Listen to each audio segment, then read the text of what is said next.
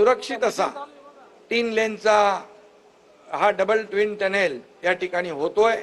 हे खऱ्या अर्थाने ईस्टर्न आणि वेस्टर्न ला जोडणारा हा मोठा दुवा ठरणार आहे आणि याच्यामध्ये सर्व सुरक्षित यंत्रणांचा पुरेपूर या ठिकाणी वापर केलेला आहे। त्यामुळे कुठल्याही प्रकारचा धोका या भुयारी मार्गामध्ये असणार नाही आहे आणि त्यामुळे हा अतिशय महाराष्ट्राच्या दृष्टीने इतिहासातला हा सगळ्यात मोठा गेम चेंजर प्रकल्प ठरेल अशा प्रकारचं या ठिकाणी विश्वास मी बाळगतो। कारण यापूर्वी देखील आपण पाहिलं की अटल सेतू पण पाहिला, कोस्टल रोडही पाहिला, नागपूर मुंबई बाळासाहेब ठाकरे समृद्धी महामार्गही पाहिला, अनेक प्रकल्प आपण पाहिलेले आहेत। आणि म्हणून आमच्या महायुती सरकारची भूमिका आहे कुठल्याही कोपऱ्यातून कुठल्याही ठिकाणी जात असताना 59 मिनिटांमध्ये माणूस पोहोचला पाहिजे मुंबई MMR आणि इतर ठिकाणी।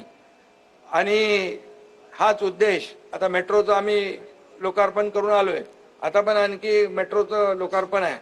त्यामुळे मुंबई आणि MMR हे संपूर्णपणे मेट्रोच्या जाळ्याने रस्त्यांच्या फ्लायओव्हरच्या त्याचबरोबर अशा प्रकारच्या भुयारी मार्गाच्या माध्यमातून आपण जोडतो आहोत।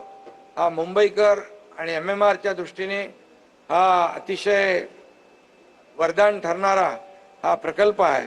हा लवकरात लवकर कार्यान्वित होईल आणि या सर्व लोकांना याचा फायदा होईल। लाखो लोक याच्यामध्ये प्रवास करतील आणि इथल्या सर्व रहिवाशांनाही मी सांगू इच्छितो की आपल्याला या प्रकल्पाचा फायदाच होईल। कुठेही आपल्याला या प्रकल्पामुळे त्रास होणार नाही याची काळजी सरकारने, शासनाने आणि MMRDने घेतलेली आहे।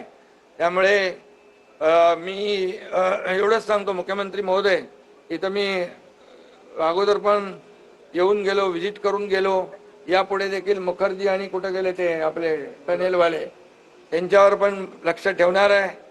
आणि TBM वर DCM ची नजर असेल। TBM वर DCM ची कायम नजर असेल। TBM रोज किती काम करतोय ते त्यामुळे। आणि आमदार कोण आहे तुम्ही इकडे?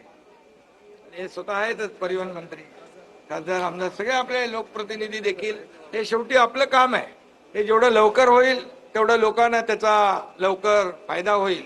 आणि म्हणून मी पुन्हा एकदा MMRDAचे सर्व अधिकारी, कर्मचारी आणि मेगा इंजिनिअरिंगचे सर्व अधिकारी त्यांना मनापासून मी धन्यवाद देतो। एक चॅलेंजिंग असं काम तुम्ही स्वीकारलेलं आहे, ते लवकरात लवकर पूर्णत्वास आपण घेऊन जा अशा शुभेच्छा देतो। आज